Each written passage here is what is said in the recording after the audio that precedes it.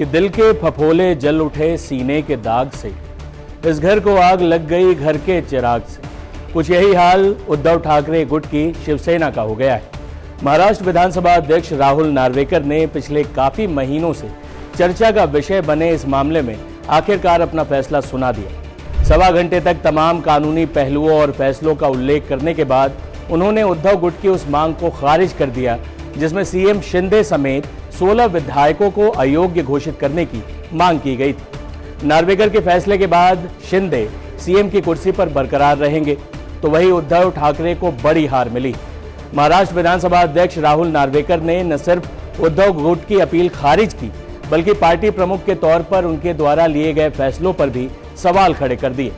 नार्वेकर ने कहा कि शिवसेना जब एक थी तब भी पार्टी के संविधान के मुताबिक उस वक्त शिवसेना के अध्यक्ष रहे उद्धव ठाकरे को शिंदे को नेता पद से हटाने का अधिकार नहीं था। कुल मिलाकर नार्वेकर ने अपने फैसले में ये साफ कर दिया है कि शिवसेना में ठाकरे परिवार नहीं बल्कि राष्ट्रीय कार्यकारिणी सर्वोच्च। अपने एक फैसले से उद्धव ठाकरे का राजनीतिक करियर उन्होंने एक तरीके से खत्म कर दिया है। महाराष्ट्र विधानसभा के अध्यक्ष राहुल नार्वेकर की कहानी भी बेहद दिलचस्प है। जिस ठाकरे परिवार की छत्रछाया में राहुल नार्वेकर ने राजनीति की एबीसीडी सीखी थी, आज उसी ठाकरे परिवार से उनके एक फैसले ने शिवसेना छीन ली है। राहुल नार्वेकर का जन्म ही सियासी परिवार में हुआ था। उनके पिता भाई सभी राजनीति से जुड़े हुए हैं। राहुल के ससुर भी एनसीपी के बड़े नेता हैं। राहुल नार्वेकर विधानसभा अध्यक्ष बनने वाले देश के दूसरे सबसे युवा नेता हैं। 44 साल की उम्र में महाराष्ट्र विधानसभा स्पीकर बने।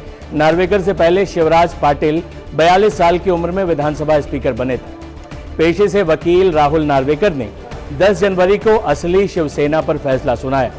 इस दौरान उन्होंने जिस तरह कानूनी पहलुओं को समझा और फैसले में उसका जिक्र किया, इससे उनकी बड़ी तारीफ हो रही। बता दें कि राहुल नार्वेकर एक समय शिवसेना में ही थे। 2014 तक उद्धव ठाकरे ही उनके बॉस हुआ करते थे।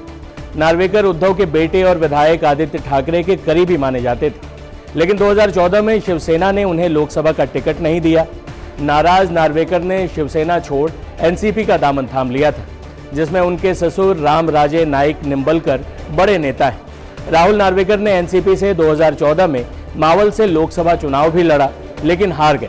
इसके बाद उन्होंने एक बार फिर से दल बदल लिया और बीजेपी में शामिल हो गए। 2019 में नार्वेकर मुंबई के कोलाबा से बीजेपी के टिकट पर चुनाव लड़े और विधायक चुने गए। शिवसेना में एकनाथ शिंदे की बगावत के बाद जब महाराष्ट्र में बीजेपी के साथ शिवसेना की साझा सरकार बनी, तो नार्वेकर को विधानसभा अध्यक्ष बनाया गया। अब इन्हीं नार्वेकर ने अपने पुराने बॉस रहे उद्धव ठाकरे का राजनीतिक करियर एक तरह से खत्म कर दिया है। हालांकि राजनीति में कुछ भी अंतिम नहीं होता, लेकिन उद्धव के हाथों से सत्ता और पार्टी दोनों जा चुकी है। ऐसे में सवाल उठता है कि उद्धव ठाकरे के पास रास्ता क्या है। अब उद्धव को नए सिंबल मशाल के साथ चुनाव में जाना पड़ेगा। पार्टी का असली निशान तीर कमान शिंदे गुट के पास जा चुका है। बता दें कि पिछले दिनों हुए पंचायत चुनावों में भी शिंदे गुट ने उद्धव गुट के मुकाबले कहीं बड़ी कामयाबी हासिल की थी। पंचायत चुनाव में शिंदे गुट ने जहां 301 पंचायतों में जीत दर्ज की थी, वहीं उद्धव गुट को महज 115 पंचायतों में जीत मिली थी। अब स्पीकर राहुल नार्वेकर के फैसले के बाद पूरी शिवसेना पर एकनाथ शिंदे का कब्जा हो चुका है। उद्धव गुट सुप्रीम कोर्ट जाने की बात कह रहा है, लेकिन तब तक लोकसभा चुनाव हो चुके होंगे। फैसला अगर लंबा खिंचा तो विधानसभा चुनाव भी हो चुके होंगे। ग्रामीण क्षेत्रों में शिवसेना का प्रभाव वैसे ही कम माना जाता था। अब वहां शिवसेना उद्धव गुट के लिए अपना प्रभाव जमाना और मुश्किल होने जा रहा है। राहुल नार्वेकर ने अपने फैसले में साफ कर दिया कि शिवसेना का बॉस ठाकरे परिवार नहीं। ऐसे में उद्धव की सियासी संभावनाएं दम तोड़ती नजर आ रही। उद्धव ठाकरे को सबसे बड़ा सियासी झटका देने वाले नार्वेकर ने सियासत जिस शिवसेना में सीखी थी, उसी के सर्वोच्च परिवार से शिवसेना छीन ली। इस तरह महाराष्ट्र की राजनीति में राहुल नार्वेकर एक बड़े सियासी चेहरे के तौर पर उभर चुके हैं। इस तरह की तमाम वीडियोस, देश दुनिया की सारी खबरों के लिए आप बने रहें टाइम्स नाउ नवभारत डिजिटल के साथ। शुक्रिया।